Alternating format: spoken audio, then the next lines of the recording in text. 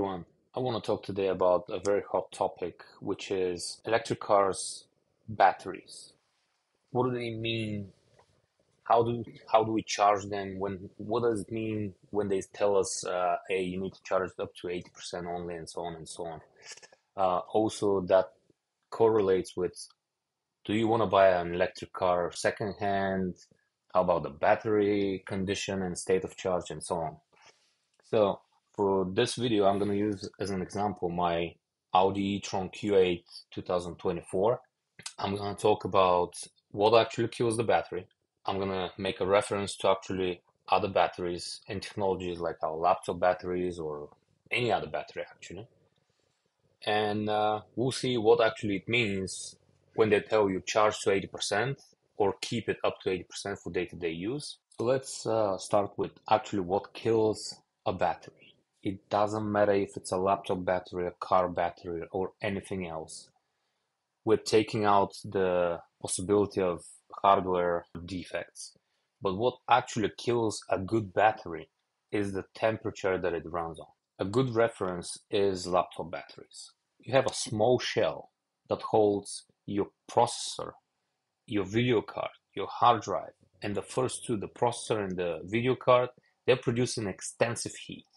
So if you don't have a good cooling, if you keep your laptop running hot, that means your battery is running at very hot conditions, no matter what cooling you have. If a battery keeps running hot, it starts dying. That's it. And probably most of you have seen that if you use constantly your laptops for day-to-day use and work, and if you do designs especially or video editing, you'll notice that your batteries don't last more than 2 years. So the second biggest factor of why your batteries are dying is if you constantly charge them to 100%. If the battery doesn't have a good management system, it pumps juice at a constant rate up to 100%.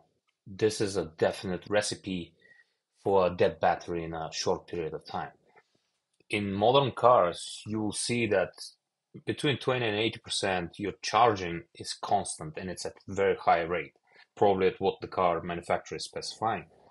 But when it hits 80, or even before it hits 80, it starts going down. The charge rate starts going down slower and slower. So it takes a lot of time to actually get from 80 to 100%.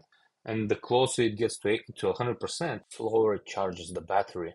And that is to preserve the battery. So now that I've covered what actually kills a battery, let me tell you what I'm actually showing you. This is a table that shows the different battery capacities and states. My battery design capacity is 116 kilowatt. The usable though, the maximum that you can use at 100% charge is 106 kilowatts.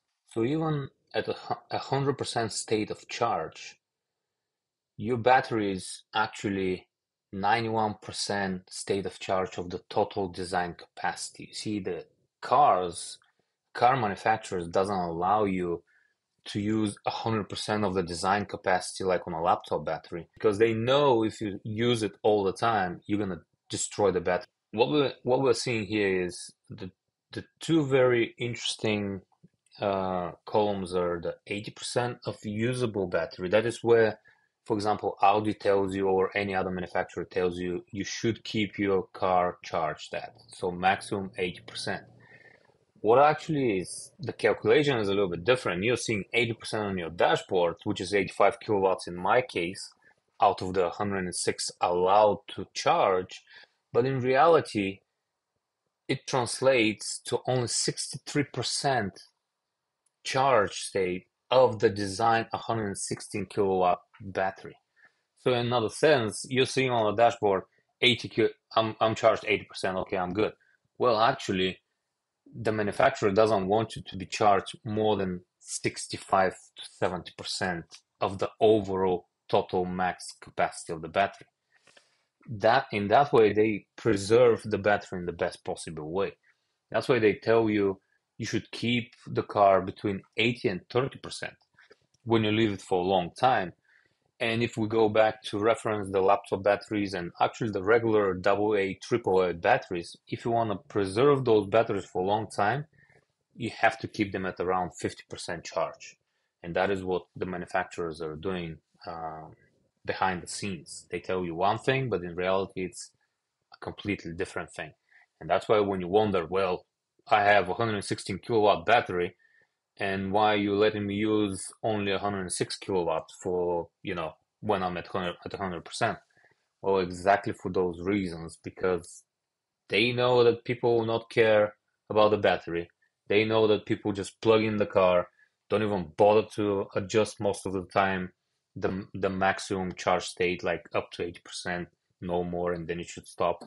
They'll just plug it in like anything else they do with laptops, phones, any other battery. You plug it in and you leave it charged. You get it the next day, 100% charged, and you use it. And that's a recipe for disaster for batteries.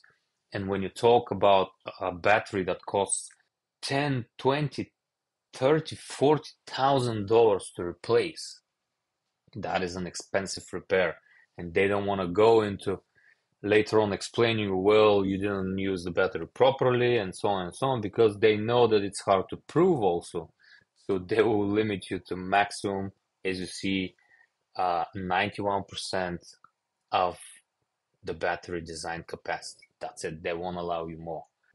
And then we come to the question, shall I buy a second-hand EV car? Because we've seen the market of the second-hand EV cars is very disturbing to a car owner, and you wonder, well, I'm buying a car for $30,000 now. One year later, that car is 15,000. So it goes down much faster than the combustion engine cars. Well, that's technically not true. Because let me give you another example. So you buy a car um, that costs 30,000. Well, but the government gave you 7,500 bucks back. So immediately, the next minute after you sign the contract, when you want to resell that car is 30,000 minus $7,500 because the next owner will not be able to benefit from that. Should you buy a second-hand EVs? Absolutely, yeah. If the car is charged and the battery was charged and kept in the best conditions, I would say, yeah, go for it. The problem is, how do you know that?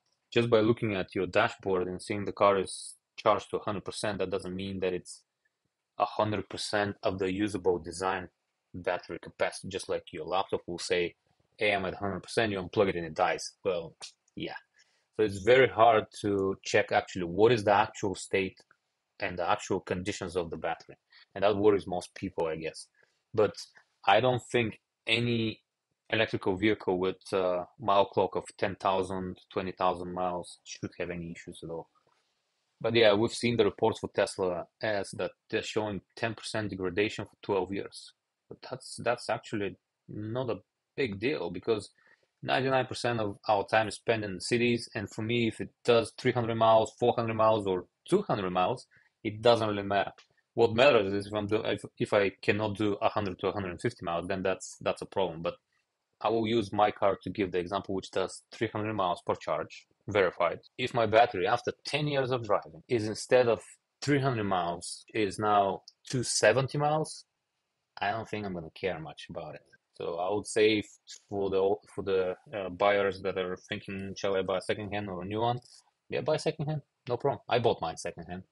Absolute marvelous deal. It was I got 25% off of a brand new vehicle with warranty and only 2,300 miles on the clock. So yeah, that's a deal for me.